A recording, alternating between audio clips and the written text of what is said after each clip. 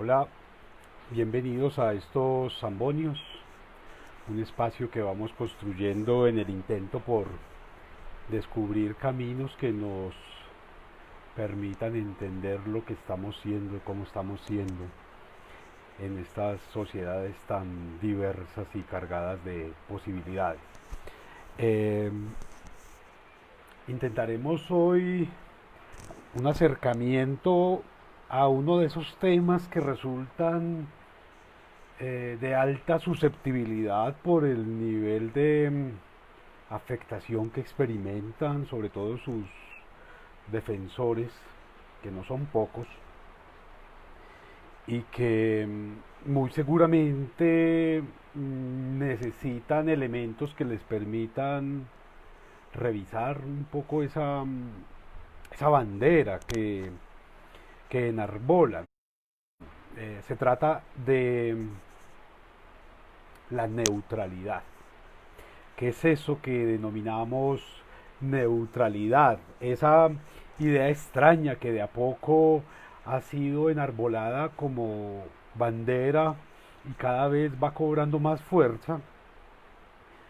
Digo yo, se va convirtiendo en esa bandera en una especie de mortaja más bien, porque a la luz de esa presunta neutralidad sin reflexión, se vienen posibilitando actos y se vienen permitiendo permanencias, estabilidades raras, que en algunas sociedades pueden tener todo el sentido del mundo, pero en otras pues no funciona mucho. Es más, los ejemplos, los referentes que se toman para pensar la neutralidad, en la medida en que se piensan un poco, que se conocen de verdad, ya resultan un poco más cuestionables, un poco menos neutrales de lo que pretendidamente estamos sugiriendo. En ese sentido, digamos que el gran referente de neutralidad que tenemos es Suiza. Los suizos se supone que son uno de esos pocos estados que gozan de esa condición de neutralidad y que el estar en neutralidad, vamos a ver, le ha representado tremendos beneficios, inmensas ganancias, y por supuesto estar en un lugar de privilegio dentro de las naciones que pueden presentar como absolutamente positivo el nivel de vida que allí se tiene. Entonces, Suiza se convierte en el gran referente de la neutralidad. Ahora, Suiza no llega a ese lugar por arte de magia, es un acto más bien político de conveniencia. Eh, el 20 de noviembre de 1815, en ese momento, naciones europeas le otorgan la condición de neutralidad y con la promesa de que su territorio es absolutamente inviolable, intocable.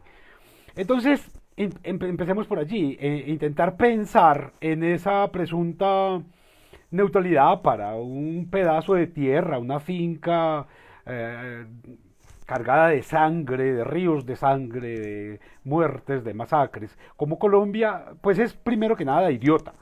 Eso es un acto tonto, es un acto pendejo. Uno no puede ser neutral en un país como Colombia en el que están matando gentes, en el que están asesinando jóvenes, en el que están violentando niñas, en el que están desapareciendo mujeres, en el que la gente se está muriendo de hambre, en el que están privilegiando a las grandes compañías por encima de las necesidades de los ciudadanos. Ser joven, ser mujer, ser pequeño empresario, ser ciudadano del común, parece ser estar cargado con una especie de lápida extraña que en cualquier momento puede ser desaparecida o por lo menos abusada. Y en ese sentido, pensar la neutralidad en Colombia es un acto criminal. Quien se declare neutral en este país, en un estado como Colombia, no solamente en este, sino en un estado fallido como el colombiano, necesariamente estaría poniéndose del lado de los verdugos, del lado de los asesinos, porque uno tiene que asumir una postura. Uno no puede empezar a pensar en las neutralidades suizas cuando entiende, por ejemplo, que en Suiza todos los ciudadanos por ley son soldados, todos, sin excepción, todos los soldados por ley allá son soldados.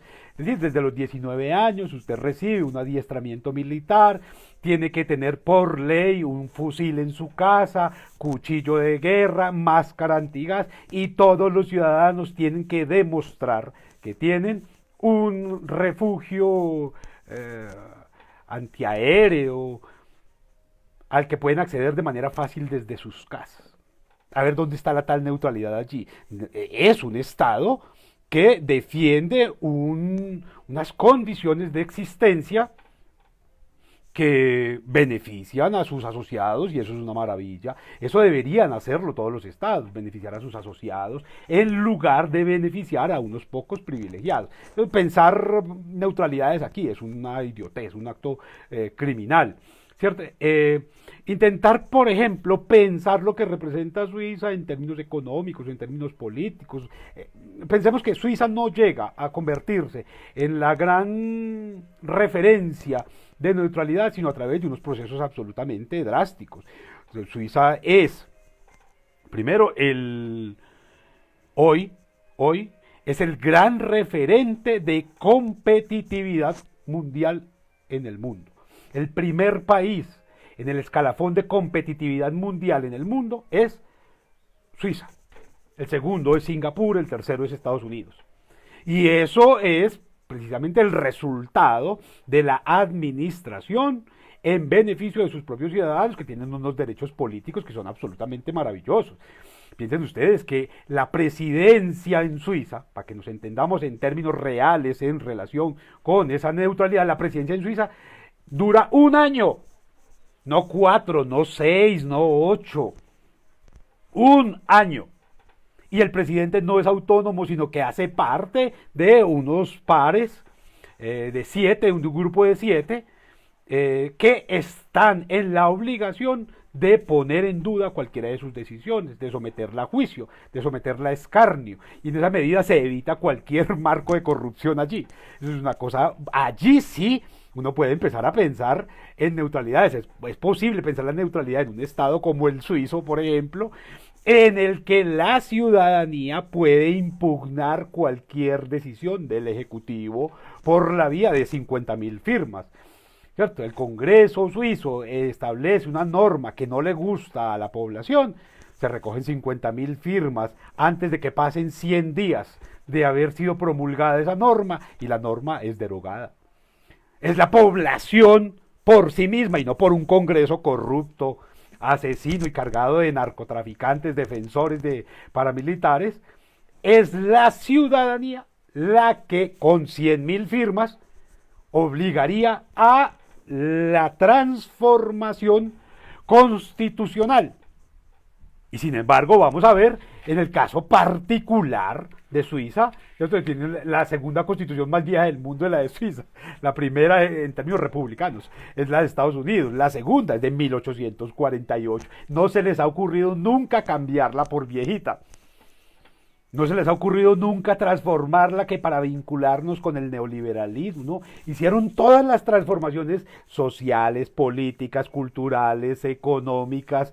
Siguen reivindicando, creo que el país que defiende con mayor arraigo, con mayor nivel de convicción el individualismo, es Suiza.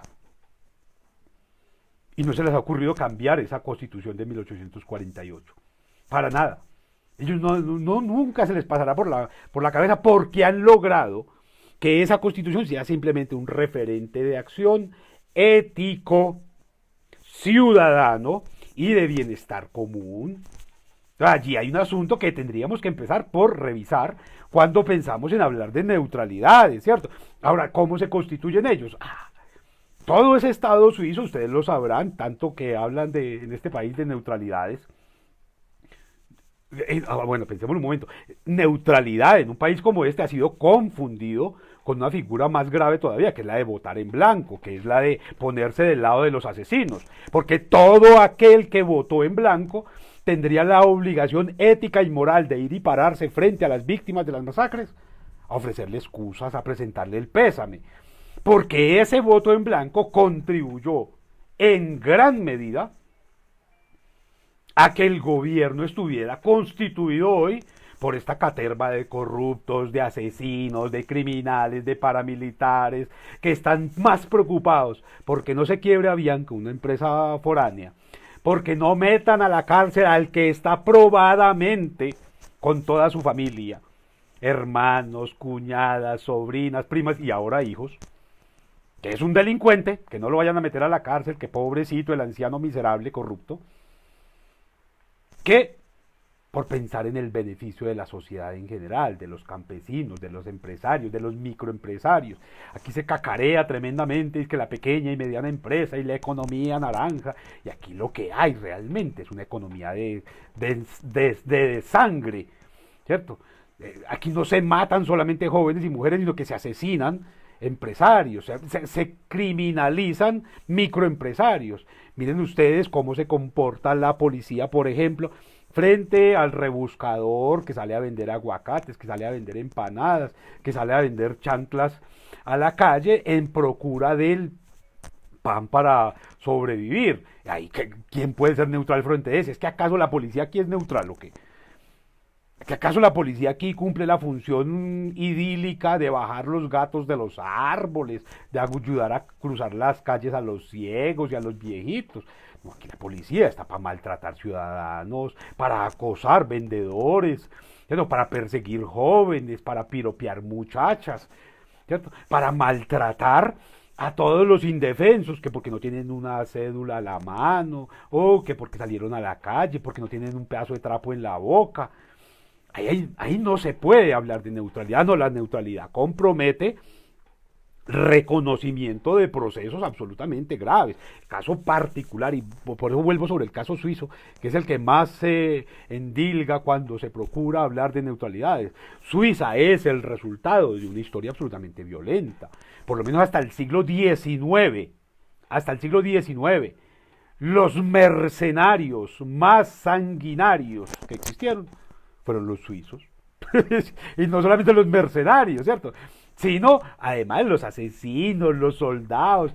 Eso es tan grave que el mismísimo Vaticano, en el intento por consolidar sus privilegios, consolidó un ejército a punta de suizos, la Guardia Suiza, que es la que cuida al Papa todavía hoy. Esos 110 muchachos que cuidan al Papa a toda hora, históricamente son suizos, y son suizos precisamente porque tienen un desprendimiento total de cualquier moral distinta a la del cuidado como perros galgos de aquello que se les asignó. El mercenario suizo fue el más grave. De allá nos vienen, bueno, la historia republicana de Suiza aparece con un acto absolutamente violento, ¿cierto? El mito de Guillermo Tell poniéndole una manzana en la cabeza al hijo, disparándole para probar su valentía, ¿cierto? Y amenazando al funcionario que lo desafió a hacerlo, ¿cierto? Ese es el mito fundacional de todo ese asunto institucional suizo. ¿Qué puede uno esperar de un pueblo como eso? El gran refrán que nos permite entender toda esa neutralidad suiza es que donde no hay plata no hay suizos. Donde no hay plata no hay suizos. Y esto nos permite entender cuál ha sido la motivación que les ha permitido consolidarse como republicanos y, por supuesto, enarbolar una postura que ni siquiera el mismísimo Hitler fue capaz de violentar. Hitler invadió toda Europa, pero con Suiza no se metió. ¿Por qué? Si esa era la nación más rica, donde estaban los tesoros más importantes guardados, tiene las montañas más bonitas, es el país de los lagos, país de 4 idiomas, país de una cultura, ella ya no se metió. Se metió con Francia, con Inglaterra, con Holanda, con los Países Bajos, hasta con Rusia. Pero con los suizos no se metió. Y los suizos son un cagarruto país de 40.000 kilómetros cuadrados. ¿Por qué no se metió ni siquiera Hitler con ellos? Porque ellos la tienen clara. Es decir, esa neutralidad que ellos ostentan, está fundada en hechos históricos y no en mitos tontos. Ellos inventaron las piquetas, inventaron una cantidad de armas, y cuando ya se consolidaron una economía basada en la producción. Suiza no produce gran cosa. Eso es un montañerío lleno de peñascos y de lagos, y no producen más que gigantescas empresas y multinacionales, casi nada, ¿cierto? Entonces ellos son los primeros exportadores de químicos, de agroquímicos, de petroquímicos. Ellos tienen las grandes empresas de relojería, de quesos, de chocolates, de toda la tecnología de precisión. Sigue siendo Suiza hoy. Sigue siendo Suiza. Y eso nos tendría que dar las luces para entender por qué una hacienda como esta no puede ser concebida, no puede pensarse nunca como neutral, ¿cierto? Porque es que allá no está definida la ciudadanía en términos de los inmensos privilegiados y de los pobres peones que tienen que luchar por un jornal, por un salario diario, por un pago por horas, como se está planteando ahora, o por un salario mínimo que da lástima. No, allá el propio ciudadano logró resolver, ¿cierto?, sus propias condiciones de existencia con total satisfacción, para convertirse en el gran referente mundial de calidad de vida. No es gratuito. El nivel de reciclaje de un país como Suiza, por eso son neutrales, es del 50%. Le pagan a la gente para que recicle, y la gente recicla feliz. A la gente anualmente la preparan para la guerra, así para que nadie vaya a quitarle sus pedazos. No reciben extranjeros que vayan a trabajar allá de manera constante, como lo hace el resto de países europeos. No, allá se consiguen cartas, permisos de trabajo por meses, ¿cierto? Y después de esos meses se tiene que ir, y espere un tiempo prudencial para poder volver a seguir, y tiene que garantizar que tiene trabajo. No es que va a ir allá a rebuscarse un trabajito. Entonces, esa neutralidad que se pretende, hay que pensarla con cuidado. Intenten pensar cuál es el modelo y la forma de organización estatal de un país como Suecia, o como Dinamarca, o como Finlandia, que son países que realmente construyeron todas sus instituciones a partir del ideal de beneficio colectivo. El gran llamado que hacía en estos días el profesor Hidárraga, el profesor Carlos Mario Hidárraga, a seguir ese ideal de comunidad, a buscar los fundamentos desde los cuales podemos construir nuestras comunidades. Las comunidades no se hacen copiando modelos, la comunidad no puede hacerse por esa vía, ¿cierto? Cada país, cada estado, cada nación, cada pueblo ha logrado identificar cuáles son esos asuntos cohesionantes, cuáles son esos grandes elementos que los identifican para poder a partir de ellos construir la comunidad, ¿cierto? Entonces hay comunidades que se consolidan por la vía del canto, o del baile, o del arte, o de los quesos, o del vino, o de la guerra, y eso los cohesiona. Usted intenta pensar las raíces de cada uno de estos pueblos que ha logrado niveles de desarrollo que son satisfactorios con las expectativas de vida. Lo que se va encontrando de a poco es que ninguno está plagiando a otro, que ninguno está tratando de copiar a otro, ni en el modelo, ni en las instituciones, ni en las formas, ni en los discursos, ni en los tamaños, ni en ninguna forma.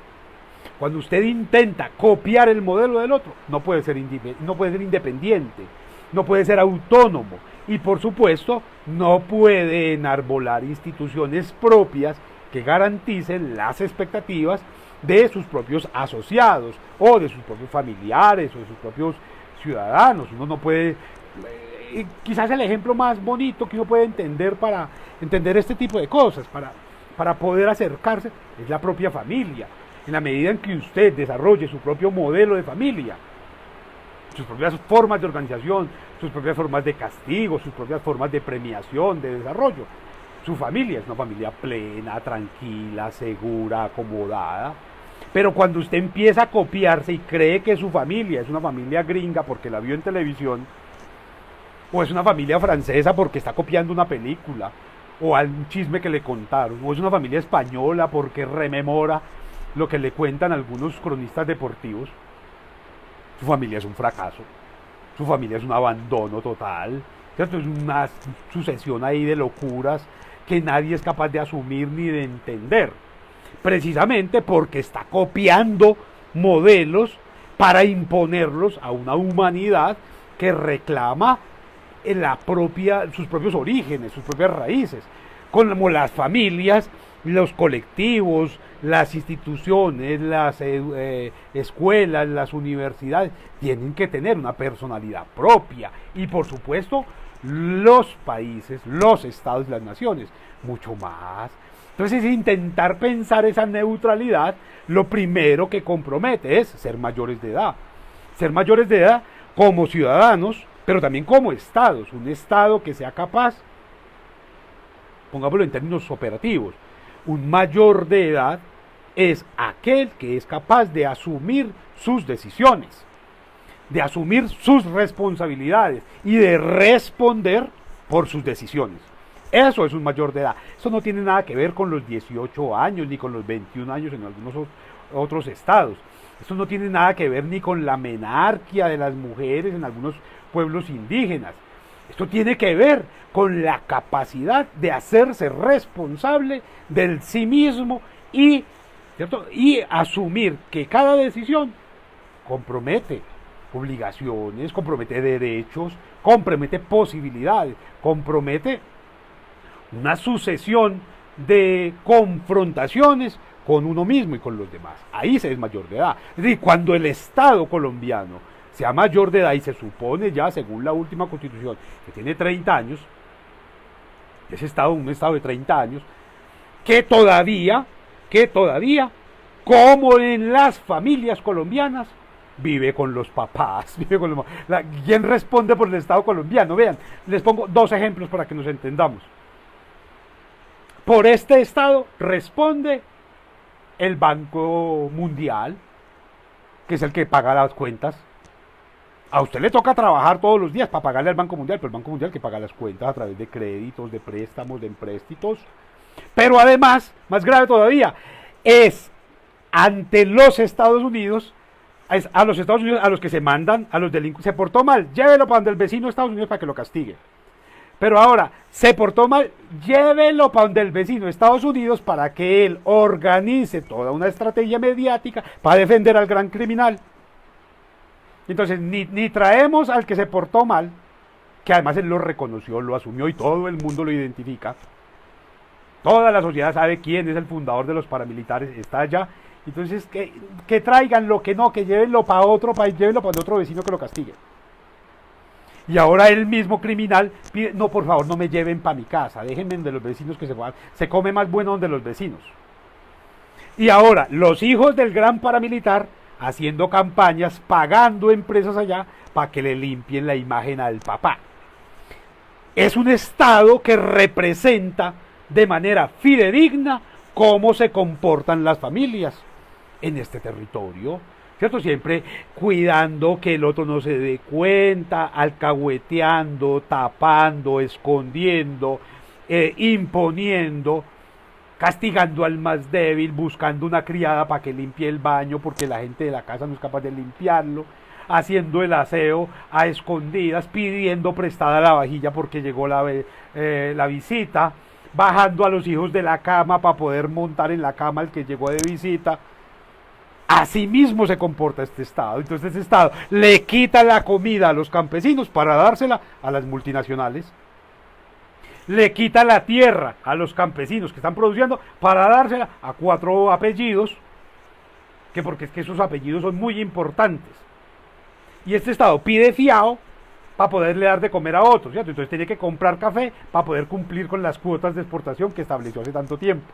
Este que se supone que era un Estado caficultor, hoy es un país que tiene que importar café para poder cumplir con cuotas de exportación de café, porque aquí no se produce café para poder producir caña para producir etanol que no se consume aquí, sino que se consigue en otros lugares. Y hay quien en medio de todo este contexto tiene la desvergüenza de pararse a decir, yo soy neutral, yo voto en blanco, a mí no me importa que se preocupen otros. Aquí hay un problema serio de comprensión. Si no logramos entender que es en la valoración de los propios procesos, de las propias raíces, de los propios defectos, de las propias fortalezas, donde podremos consolidar un Estado real, unas formas de organización propias, fortalecidas, que no estén castigando a quien demanda, a quien denuncia o a quien exige, sino que lo estén atendiendo con soluciones, que le estén ofreciendo alternativas. Si no encontramos un Estado, una forma de organización que sea capaz de reivindicar en el otro una fortaleza, una promesa, una posibilidad y no un enemigo al que hay que castigar, al que hay que humillar, al que hay que ofender, al que hay que por debajar, al que hay que abusar, del que hay que aprovechar. Pero tendríamos que entender primero que nada, que lo primero que se debe revisar, lo primero que es cuál es su estructura básica de organización, cómo se está organizando la familia, cómo se compone la familia. Si usted como padre o madre de familia está tolerando todas las barrabasadas de sus asociados por apellido, de esos a quienes está manteniendo, no puede esperar entonces que el Estado funcione de una manera distinta que usted, porque usted también es el Estado. Y el gran problema es ese, es que pretendemos que el Estado tiene que ser impoluto, limpio, impecable, armonioso, ejemplar, pero la familia puede ser la porquería que es. Y ahí, ¿cuál neutralidad? ¿Quién de ustedes puede ser neutral en su casa? ¿Cuándo en su casa lo educaron para ser neutral? ¿Cuándo en la familia colombiana o en el barrio colombiano o en la escuela colombiana o en las universidades se le incentiva, se le educa, se le forma, se le dan elementos, argumentos para que sea neutral? En todas partes entendemos que la neutralidad es un abuso, que la neutralidad es la mortaja con la que estamos enterrando jóvenes, que la neutralidad es el lugar de acomodamiento de los silencios fajardianos, ¿cierto? De los de la calle que mantienen a toda hora cambiando de postura para poder acomodarse en el gobierno, lograr una pensioncita, lograr una platica. Son neutrales aquellos que hoy piensan una cosa. El Hassan en la presidencia, ¿qué es? Él reclama dice, una neutralidad periodística, igual que las otras sinvergüenzas de la revista que tanto leen, todavía yo no entiendo por qué. Neutrales, ¿dónde está la neutralidad en eso? ¿Cuál neutralidad puede haber cuando usted se pone del lado del asesino, critica a la víctima y después, como víctima, exige privilegios para poder ofender a otros? ¿Y cuántos no hay aquí de esos? ¿Cuántos galanes no hay aquí de esos? Que son víctimas del asesinato, por ejemplo, de sus padres o de su padre. Y después, parados en esos privilegios, salen a defender públicamente al asesino, a los asesinos, y a exigir que no, que pasemos la página, que olvidémonos ya. Y cuando uno va a revisar, venga, ¿y por qué está defendiendo? Es que le ofrecieron un consulado, le ofrecieron una secretaría, le ofrecieron un cargo. Eso es neutralidad. Así la estamos entendiendo. La neutralidad parece ser olvidémonos de los crímenes, ¿cierto? Olvidémonos de los asesinatos, olvidémonos de los abusados, ¿cierto? Y reivindiquemos un lugar de clase que algunos siguen deseando. Y la neutralidad está muy lejos de ser eso. Neutralidad viene de un término latino que a mí me parece muy bonito, que es ni lo uno ni lo otro, que tiene una traducción maravillosa en latinoamericano que es ni chicha ni limonada, ¿cierto? Ana y Jaime lo cantaban de manera muy bella, ¿cierto? Usted no es chicha ni limonada, se la pasa manoseando caramba y zamba su dignidad. El que se presume neutral no tiene dignidad, porque uno uno, en una sociedad tan diversa, tan cargada de posibilidades como esta, no tiene la obligación ni de ser blanco ni de ser negro, puede ser gris, verde, azul, amarillo, rosadito, del color que le dé la gana. Pero uno no puede venir a enarbolar una transparencia idiota cuando está viendo que al otro lo abusan, cuando está viendo que se están robando el erario público, cuando se está viendo que la sociedad no es capaz de pararse a decir, oiga, pero ¿cómo así que a los estudiantes que son el futuro de este país no les dan matrícula cero en las universidades, pero a una empresa que ni siquiera es colombiana les van a dar más de 3.000 millones de pesos? O sea, ¿quién puede ser neutral frente a una vaina de esas y después dormir tranquilo? Tiene que estar del lado del criminal. Claro, miren a ver quién dirige la empresa esa y se van a dar cuenta porque le están prestando plata. Ahora, hagan el cruce, es que es muy simple. Hagan el cruce. ¿Cuántas pequeñas y medianas empresas se quebraron en este mismo proceso y cuántas ayudas recibieron? ¿Cuántas instituciones recibieron apoyo? ¿Cuántos ciudadanos recibieron subsidios para sobrevivir en medio de esta pandemia? Pero la gran plata se la van a dar a una empresa que ni siquiera contrata colombianos, que ni siquiera eso, que no aporta, que no beneficia. Y entonces hay quienes se paran aquí en el discurso de la neutralidad. Aquí no es posible. O usted está por los que pretenden de distintas maneras y por distintas vías transformar estas realidades hacia escenarios más pacíficos, más armónicos, de mejor convivencia, de reconocimiento y de respeto, o usted está del lado de quienes están abusando, de quienes están robando, de quienes están masacrando, de quienes están asesinando, de quienes siguen pretendiendo que esta finca tiene que responder a un esquema feudalista que desapareció hace cientos de años, que ningún Estado moderno es capaz de aceptar, es capaz de asumir. Es muy interesante por las burlas idiotas que genera la ignorancia. Hay quienes cuestionan este tipo de propuestas simplemente porque les parecen arribistas y reaccionarias. Entonces yo le digo, vea, se parece más Ecuador a Suiza que Colombia, porque Ecuador está organizado territorialmente por cantones igual que Suiza.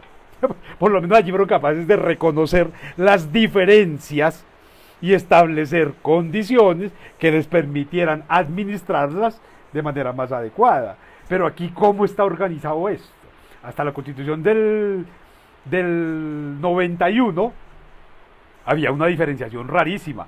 Todavía en departamentos, intendencias, comisarías, territorios nacionales, que determinaba quién era más ciudadano que otro, quién tenía más derecho a otro. La Constitución del 91 viene y dice, no, convirtamos todo esto en departamentos para que cada departamento tenga su buen cacique político y podamos administrar mejor la plata del Estado para esos caciques políticos, a través de esos caciques políticos, no para la gente.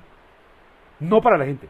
Piensen ustedes, ojo, lo que representa el Bichada, el Guainía, el Baupés, Casanare, Amazonas, Putumayo, Orinoquía, para el Estado colombiano. Piensen ustedes lo que representa la Guajira para el Estado colombiano. Nada. Y es allí donde está la inmensa riqueza. Pero hace un par de noches, a escondidas como los ladrones, estaban aprobando la imposición del modelo de minería a través del fracking para beneficiar a dos gatos en contra del universo entero. Este que es el país con más páramos, con más fábricas de agua, las está feriando para aplicación del fracking que está prohibido en todo el mundo.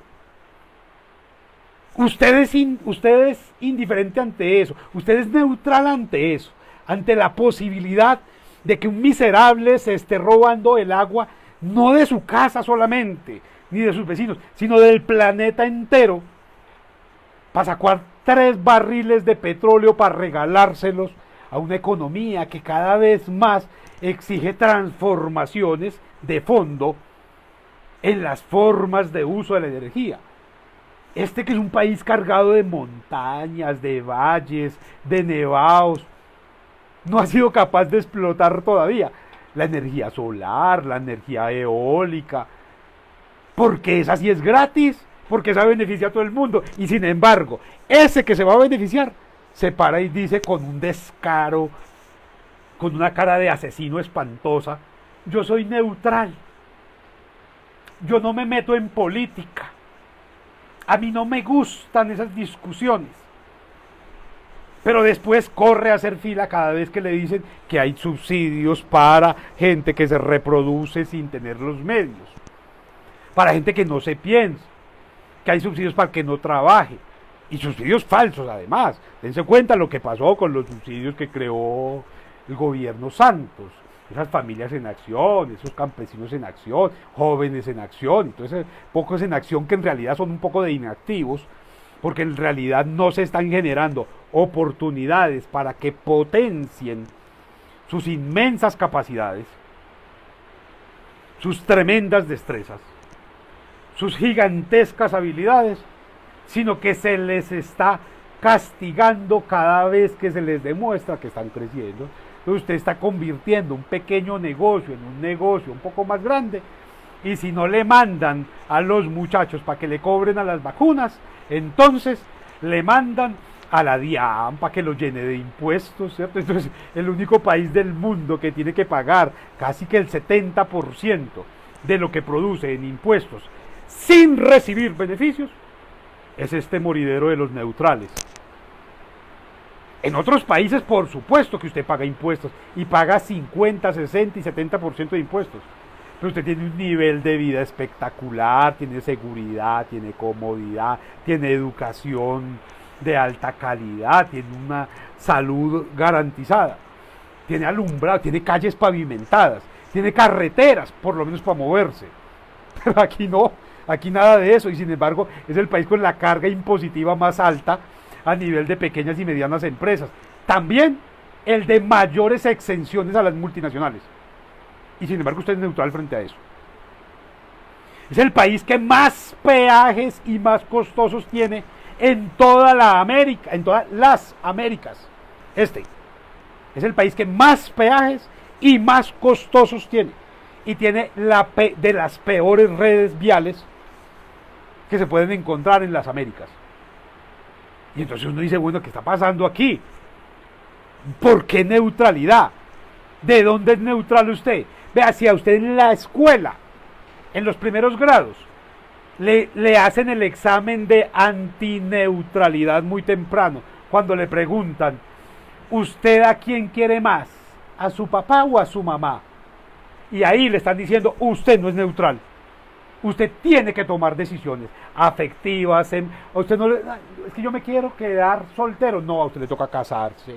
Para lograr determinados cargos, le toca casar. Ahora la DIAN le está diciendo, usted tiene que tener hijos, tiene que reproducirse como una rata. Porque si no le vamos a cobrar más impuestos. Porque es un tipo tranquilo, sereno, responsable de sus limitaciones. La DIAN mismo le está diciendo, usted no puede ser neutral. A usted le toca tener hijos, preñe cuanta muchacha aparezca por ahí. Y ahí no se puede pensar en neutralidades, ¿cierto? Es que no se trata de que el otro tenga la soberanía absoluta sobre mí. La soberanía sobre mi cuerpo la tengo yo, sobre mi alma, sobre mi educación, sobre mi proyecto.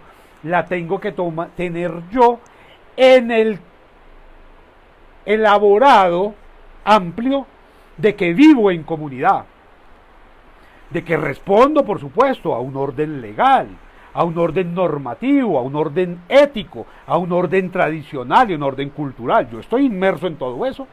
Yo no me mando solo, pero yo sí tengo que tener no solamente la potestad, la obligación de decir, sino el derecho de decidir. Pero lo que no tengo es derecho a quedarme callado. Yo no tengo ningún derecho a quedarme callado cuando están matando jóvenes, cuando están amedrentando a grupos sociales, a líderes sociales, a mujeres. Yo no tengo, humanamente no tengo ese derecho, y como ciudadano mucho menos. Habría que empezar por revisarnos entonces en ese contexto falso de neutralidad que pretendemos. Revisen un poco cómo funciona Suiza, si tanto les gusta la neutralidad, a ver en qué nos parecemos. Miren al baboso de las ballenas, a ver en cuál Suiza está viviendo. Y es que es muy fácil defender privilegios cuando se es familiar de Uribe. Ahí es muy fácil defender privilegios, el derecho a la tierra, pero cuando se es campesino, paga con su vida por defenderla. Cuando se es obrero, ¿cierto?, paga con su bienestar el reclamo de un salario justo. Cuando se es estudiante, usted tiene que pagar con su juventud, porque le toca trabajar en una jornada como un esclavo, como una mula, para ir a recibir una educación de pésima calidad en unas universidades que simplemente son una extensión de la corrupción de este país. Entonces miren a ver cuáles son las formas de contratación en las universidades. Al que lo dude, pues, de la corrupción. Mire cuáles son las convocatorias reales que se hacen. Miren cómo se selecciona el personal. Mire cuáles son los niveles de acoso y de abuso que hay al interior de las instituciones educativas. Profesionales de doctorado, de maestría, de escuela, mire a ver cómo funcionan. Y funcionan exactamente igual que las familias. Entonces la mamá le da la carne más bonita o el dulce mejor al hijo que más quiere, y los demás que aguanten. No importa si usted es el que trabaja más, a este no está, que trabaje y pague. ¿Cierto? Trabaje usted para que su hermanito pueda vivir bueno. Váyase usted para los Estados Unidos, mátese como una bestia ya trabajando todo el tiempo para que sus hermanos aquí puedan parárselos en la esquina sin trabajar, sin estudiar, sin hacer nada, ufanándose de que tengo un hermano, tengo un primo o mi papá que está en los Estados Unidos y de allá me manda plata cada vez más, que es la segunda fuente de divisas que hay en este país. Las entradas por dinero que envían desde otros países quienes tuvieron que irse a trabajar allá. Usted puede ser neutral frente a eso. Mire, a ver, volvamos al caso suizo entonces. En Suiza es muy particular cuando se hace el rastreo, porque la información se encuentra en todas partes, ¿cierto? En Suiza hay más bancos que consultorios odontológicos. Y hay más cafés de Starbucks que bancos. Porque en los cafés de Starbucks la gente va a trabajar tranquila, sin horario, sin pagar internet en su casa, sin que nadie la esté molestando, sin pagar arriendo. Y aquí en cambio se nos vuelve una especie de tragedia conseguir la plata mensualmente para pagarle a unas compañías que dan un servicio que da asco, ¿cierto?, a las que hay que suplicarles para que los niños tengan internet en su casa porque la biblioteca está cerrada y allí no pueden reunirse, y la mamá tiene que ir a vender el hígado para poder pagar la factura porque el Estado no subsidia servicios públicos ni siquiera en época de pandemia, aunque la educación sea virtual, aunque la obligación del Estado sea con la educación de sus ciudadanos. Y lo que a nadie se le ocurrió pedir nunca fue, oiga, que el Estado subsidie internet, ya que la educación tiene que ser virtual. Entonces la gente salió a pedir que por lo menos nos abran los bares, que vea que los cines, que vea que la ciclovía, que vea que los restaurantes. Oiga, y la educación no nos está diciendo que tiene que ser virtual. Y ustedes han pensado lo que significa la virtualidad en un país con desconexión, o más bien con conexión tan costosa en términos morales, porque hay que suplicar para que se la conecten a uno en determinados lugares. Y tengan en cuenta eso, es que aquí todavía las áreas rurales son muy superiores a las áreas urbanas, y allí no hay internet. Entonces todo el mundo habla de la virtualidad y la educación virtual, pero como que a nadie se le ocurrió que es que esa vaina aquí es una de las más costosas de América Latina también, como todos los servicios aquí. Es de los más costosos la conectividad. ¿De dónde sacan las familias para pagar esa factura? ¿Cuánto han dejado de comer? ¿Cuándo han dejado de vivir? De ir al médico, de sanarse, para poder conectar a ese niño a la escuela virtual. Y a nadie se le ocurrió pensar en eso. Entonces pensamos que la matrícula cero es una bobada. Yo creo que es muy importante. Yo creo que tendría que ser una obligación del Estado pagar todas las matrículas en todas las universidades, en todos los colegios, en todas las instituciones.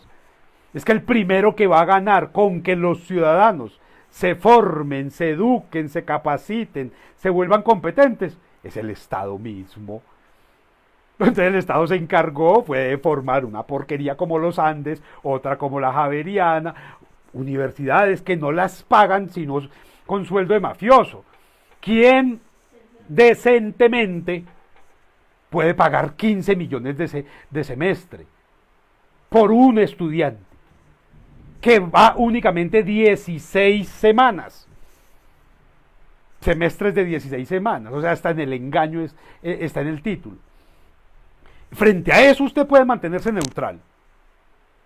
¿Cuál es el nivel de intercambio académico que hay entre las universidades aquí? Si entre las mismas universidades públicas se odian, se aborrecen y no construyen redes de conocimiento. ¿Cómo mantenerse neutral frente a eso? ¿Es que los colegios y las universidades están yendo a los barrios a reconocer su territorio? No. De los colegios están llevando a los muchachos, hey, venga, conozcamos el barrio, venga, conozcamos la ciudad. No. De las universidades están llevando a la gente a los pueblos, a los barrios, a las comunas, a las zonas. No. Pero usted es neutral entonces frente a eso. A usted no le importa porque eso como que no tiene que ver con usted. Y sin embargo, quien va a los colegios, quien va a las universidades, es su hijo, su primo, su sobrino o usted que trabaja allí. Y pretendemos que es defendible un proyecto de neutralidad aquí. No, para ser neutral hay que asumirse como mayor de edad. Hay que asumir las obligaciones. Y la primera obligación es ser cuestionador y propositivo frente a un Estado que está dañado, un Estado que no funciona, un Estado que no ofrece alternativas, un Estado que no es capaz de respetar ni siquiera los proyectos de vida, ya no las realidades, sino los proyectos de vida de sus propios ciudadanos, un Estado que se vende a cualquier multinacional que viene, que se regala a una Avianca que no le presta servicio ni siquiera al 30% de la población. A esa se le está entregando la inmensa mayoría del dinero, de los impuestos, de esos colombianos que se están reclamando como neutrales ahora. Ahí hay un problema grave. Entonces tendríamos que ver qué es lo que vamos a llamar neutralidad cuando estamos defendiéndola como una propuesta. ¿Usted tiene derecho a votar en blanco? No. En un país como estos, si a usted no le gusta ninguno de esos dos candidatos, o de esos 3 o 4 candidatos, láncese usted. Láncese usted. ¿Y por qué no va a lanzar usted? Es que solamente los Galanes y los Gavirias y los Samperes y los Uribes pueden aspirar a los cargos públicos. No, usted también. Los indígenas y los negros y los mestizos y los mulatos y los zambos y las mujeres y los gays y los homosexuales, todos tienen derecho a lanzar. ¿Por qué no se lanzan? La comodidad total. Voy a esperar que venga el Mesías y me salve. Voy a esperar que vengan los gringos, invadan esto y dicten normas en favor de nosotros. Eso no va a pasar nunca. Y en ese sentido, se pierde cualquier sustento, cualquier justificación para ser neutral. Piensen ustedes en lo que representaba la Revolución Francesa, el régimen del terror.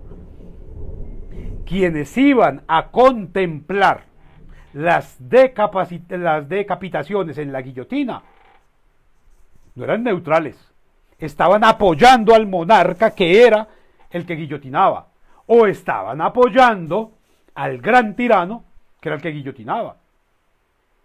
Y generalmente el guillotinado, como Danton o como tantos otros, estaba peleando por el pueblo que veía y aplaudía y le tiraba tomates cuando lo iban a guillotinar. Eso es una cosa bien interesante, ¿cierto? Y es bien interesante que aquí plantean que sin apoyo político no hay nada. Claro, y es que el apoyo ¿dónde se consigue? En las ideas, en el trabajo constante. Es que a uno no nace con un aura bonita en la cabeza que dice, usted va a ser gobernante. Usted empieza a ser líder desde niño, en la guardería, en el colegio, en la escuela. Usted eso lo va trabajando. Aquí los ejemplos de lo contrario. Los marranos que llegan al poder, porque otro los eligió, nos han demostrado que si ustedes, los que se declaran neutrales, no son capaces de transformar esta relación entre el Estado y el ciudadano para beneficiar a sus propios hijos, a sus sobrinos, a sus primos, a sus amigos, a sus hermanos, a sus padres, esta vaina va a seguir siendo un matadero de gente. Aquí no se admite neutralidad. La realidad que tenemos no la admite. Aquí la realidad que tenemos nos exige tomar partido por vías pacíficas, por vías propositivas, por el reconocimiento del otro. Ahí es donde eso transforma, cuando se empieza a reconocer en el otro un par, un igual, un semejante a usted, alguien con los mismos derechos y con las mismas oportunidades y las mismas posibilidades. Pero si usted está viendo en el otro un criado, que es la palabra que se utiliza aquí, un sirviente, que es la palabra que también se utiliza aquí, esto no va a cambiar. Esto no va a cambiar. El otro puede ser sí un empleado, porque usted lo emplea para y le paga. Pero cuando usted lo asume como un esclavo, como un sirviente, como un criado, como la manteca, la de los tintos, ahí ya perdimos cualquier posibilidad de transformar esto hacia una sociedad de paz, a una sociedad de armonía, a una sociedad de equivalencias. La neutralidad solo es posible cuando usted está entre iguales, ¿cierto? Eso es muy interesante porque cuando usted se declara neutral en una partida de ajedrez, de parqués o de fútbol, ni siquiera la disfruta, ni siquiera la vive. Yo me voy para el estadio, pero yo soy neutral, que gane cualquiera de los dos. Eso no pasa. Usted va para el estadio, usted va a la corrida de toros, usted va al partido de basquetbol o va al casino, no como un sujeto neutral. Usted ya tomó partido. Igual cuando usted va a votar, usted ya tomó partido. Lo que pasa es que le da miedo, tal vez le da asco su propia imagen en el espejo y por eso es capaz de votar en blanco. Pero usted ya tomó partido. ¿Quién va a un estadio neutral? ¿Quién va a un desfile neutral? ¿Quién asiste a un reinado de manera neutral? ¿Quién va a una película para ver si me gusta o no me gusta? No, usted la escogió. Usted escogió por lo menos que fuera drama o comedia. Usted escogió.